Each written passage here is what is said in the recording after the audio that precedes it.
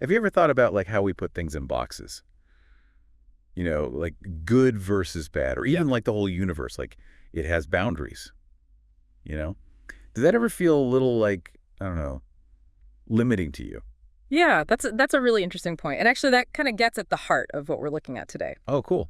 So for this deep dive, we're going to be looking at some really interesting writing about something called the size-range theorem. Have you ever heard of that? I have, yeah. It's pretty wild. Yeah, it's a bit of a head trip. The basic idea is that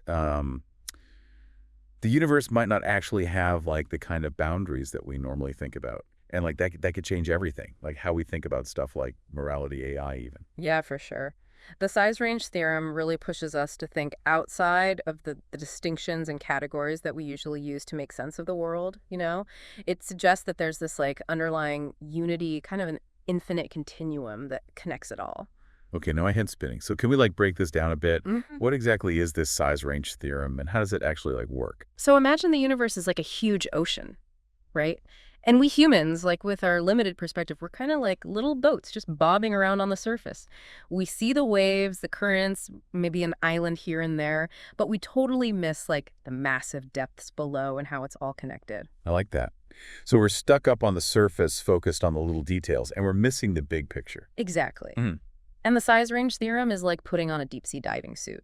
It lets us go down into those depths and explore how reality is all unified at its base. You know, it's all built on this idea of distinction, anti-distinction, opposition. So distinctions, those are all the categories and boundaries we use to make sense of things. Right, like us versus them, right versus wrong. Even just here versus there. Exactly. But then you've got anti-distinction, which suggests that like underneath all those separations, there's actually this fundamental interconnectedness, like an infinite continuum that's way beyond anything we can really grasp.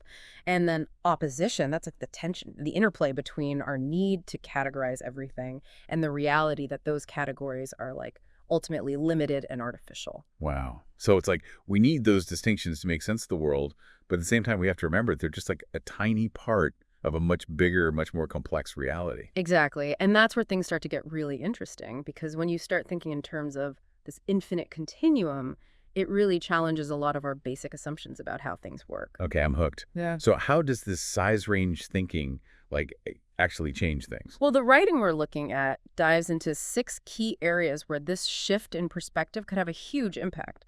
Morality, religion, and theology, cosmology, conflict, and group identity to AI, and then the search for meaning and purpose, the big stuff. Whoa, whoa, whoa. Hold on. 6 areas. We're going to need a bigger boat. Or maybe like a bigger diving suit. Haha, don't worry, we'll take it one step at a time. All right, good. So where do we start? Let's start with morality.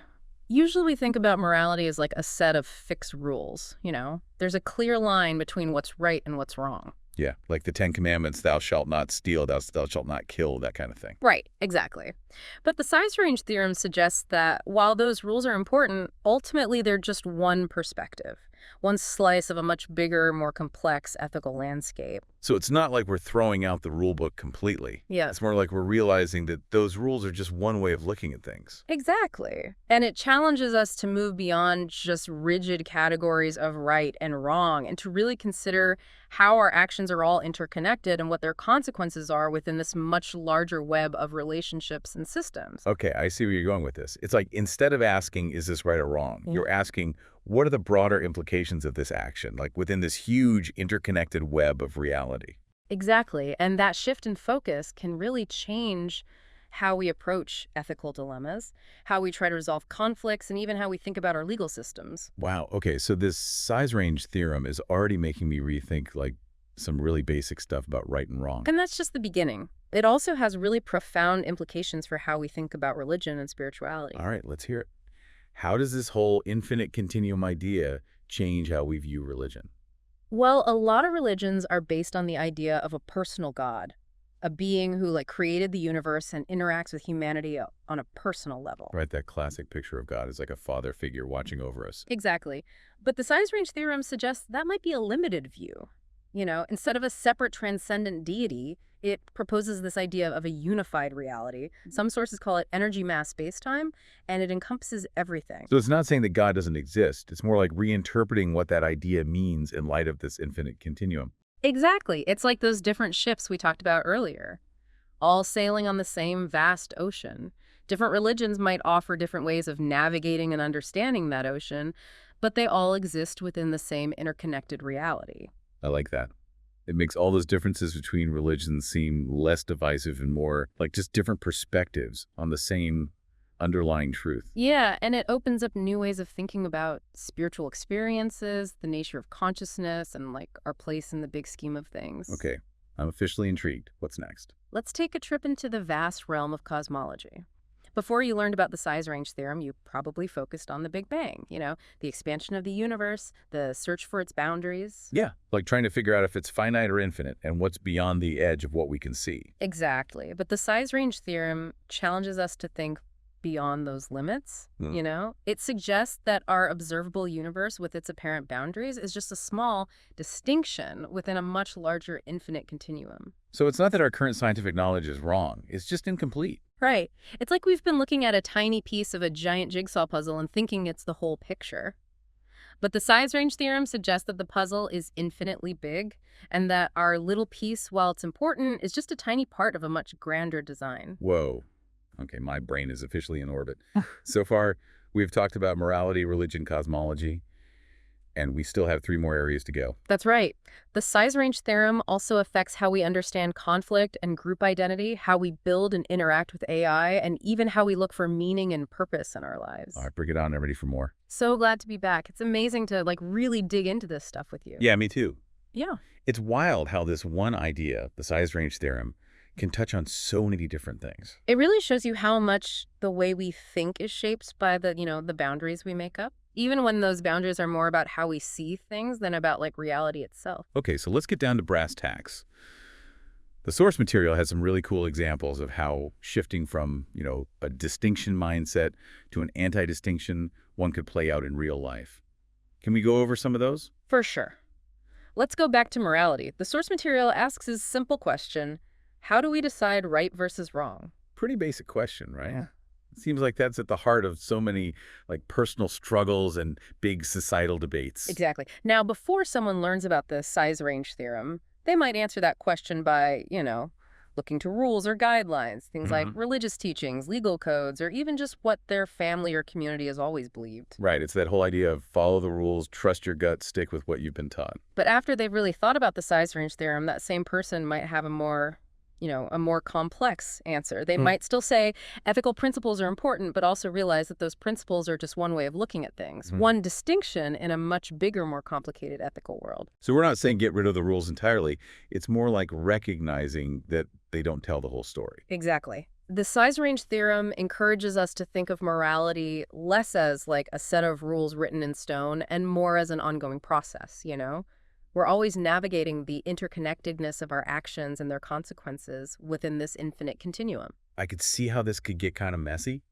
If everything's relative, how do we even make decisions? Wouldn't that just be total chaos? That's a great point, and it really highlights one of the challenges of trying to, live with this Sizerange perspective. It's not about ditching ethical frameworks altogether. It's about recognizing that they have limits and being open to different ways of looking at things. So it's like we still need those maps and those guideposts, but we also need to be ready to go off the beaten path and explore new territory. Exactly. It's all about embracing how complicated ethical dilemmas can be and realizing that there isn't always just one right answer. Makes sense.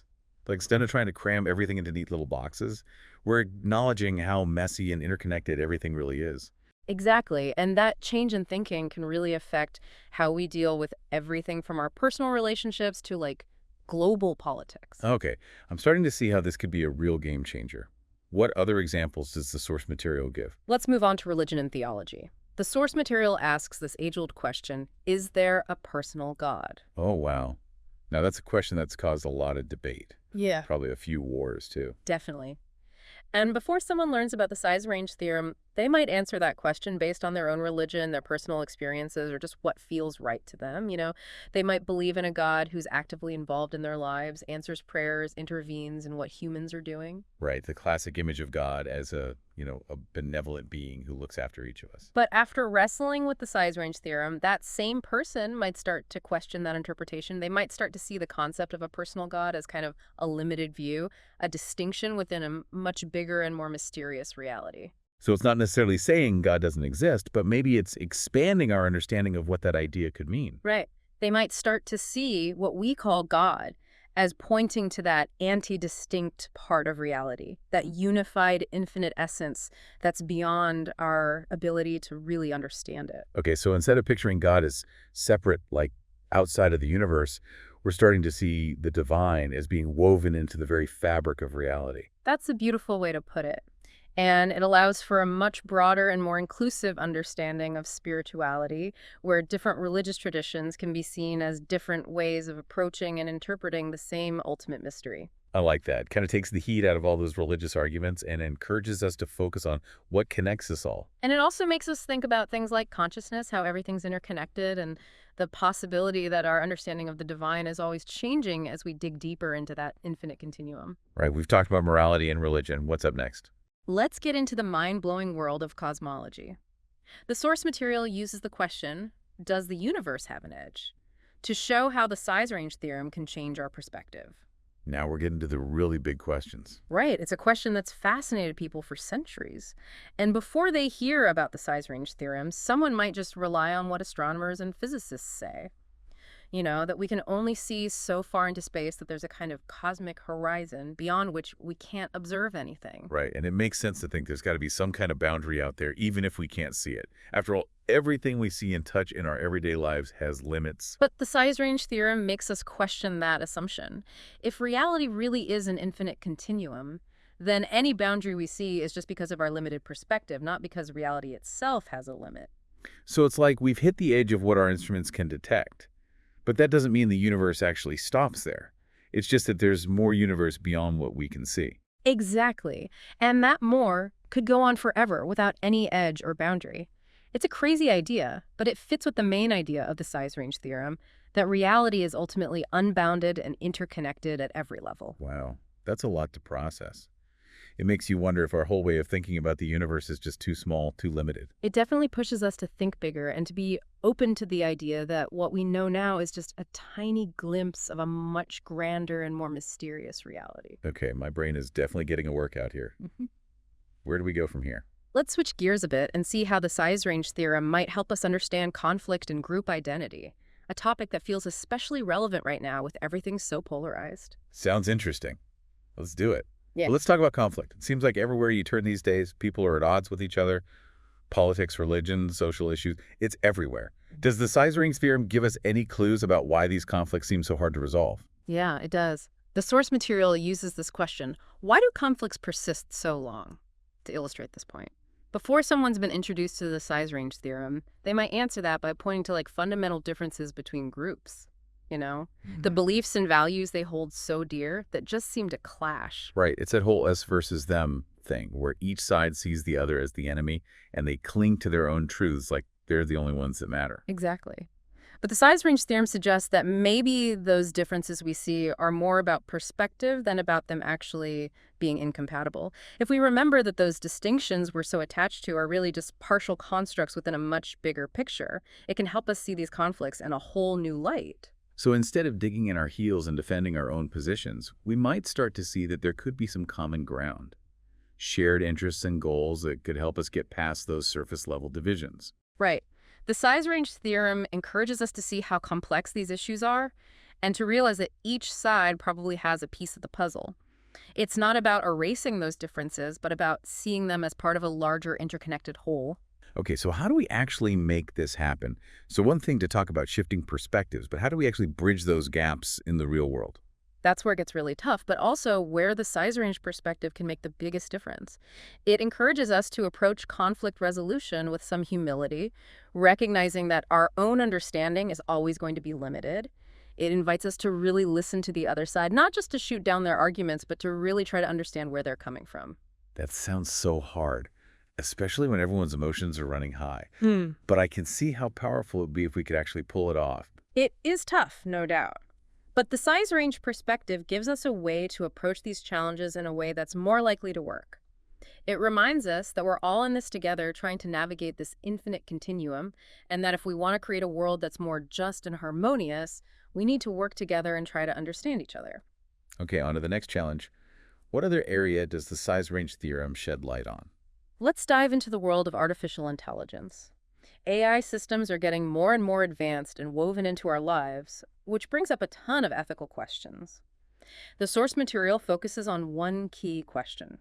How do we make sure AI is fair? That's a big one. Mhm. There are already a lot of concerns about AI bias, especially in things like hiring loans, even the criminal justice system. For sure. And before they learn about the Sizerange theorem, someone might try to address this by focusing on the data we feed into these AI systems.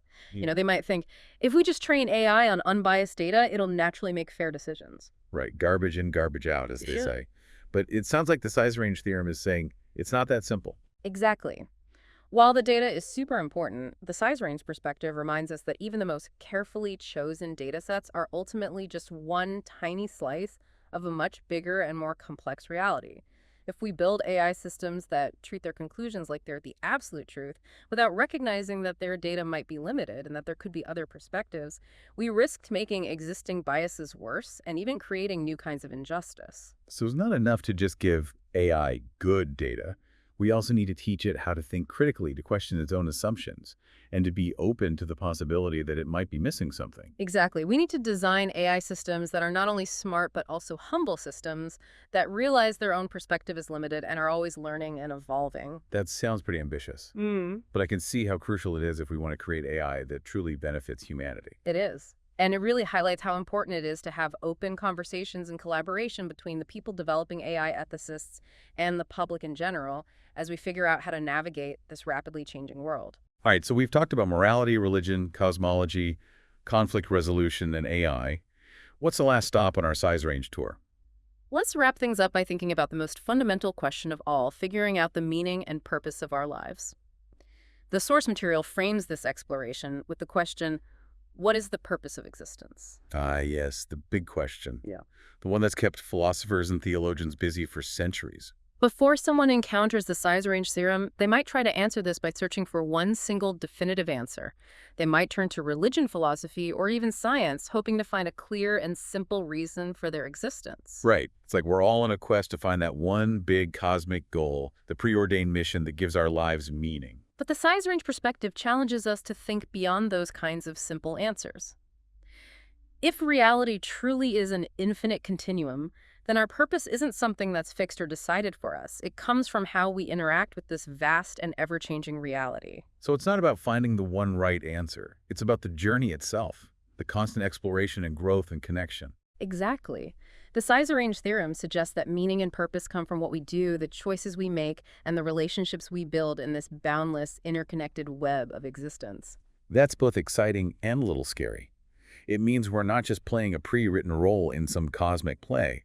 We're actively shaping our own destinies, even in this massive and often confusing universe. Exactly. And it emphasizes how important it is to be curious, open-minded, and willing to embrace the unknown as we navigate this infinite and ever-unfolding adventure we call life.